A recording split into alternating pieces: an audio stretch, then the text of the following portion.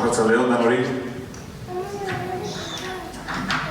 Bueno, nik edo guk Bizipoza elkartea duela 2 urte ezagutu denun, gure pailazo maitagarrien jarraitzaile garen bezala, Derioko Bizipozaren jaian ezagutu denun, eta konturatu ginen ez, horrelako garrantzia daukan horrelako elkarte batek, saiatzen gara gure aurrei behintzat, erakusten desberdinak garen enean berdinak ere garelako, eta batez ere elkarte honek argi islatzen dabena elkartasuna, hitz hori uste dugula dela gizartearen funtsezko gauzetako bat, eta saiatzen gara guzti hori beraiei erakusten, eta elkartasun horrek ematen du hartu eta eman eta hartu, ez? Orduan niretzat gonbidapena jasotzea hartzea da, eta ez zaitez kostatzen hemen zuei ematea.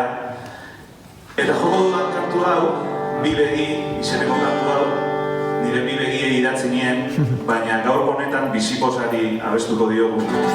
Bizipoza baitelako haur eta guraso askorentzat etorkizunari begiratzeko beharrezko duten begi hori, ez? Orduan zuentzat. Jaiotzea, bizi berri baten hasiera, etenik ez duen istorioa kontatzen hasi zen. Arnastea, amaren besotan babestea, amaren besotan babestea, berotasuna zen, bizitzaren hasiera omen zen. Iztiok antzera baten etorri ginen,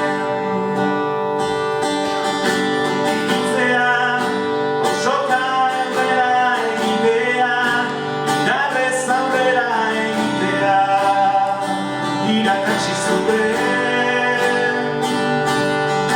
bizitzea, zureak alboan izatea, goizero argia ikustea, ulertu ginen, eta orduan begiak ireki zituen, etorkizuna ulertzeko beharko nituen.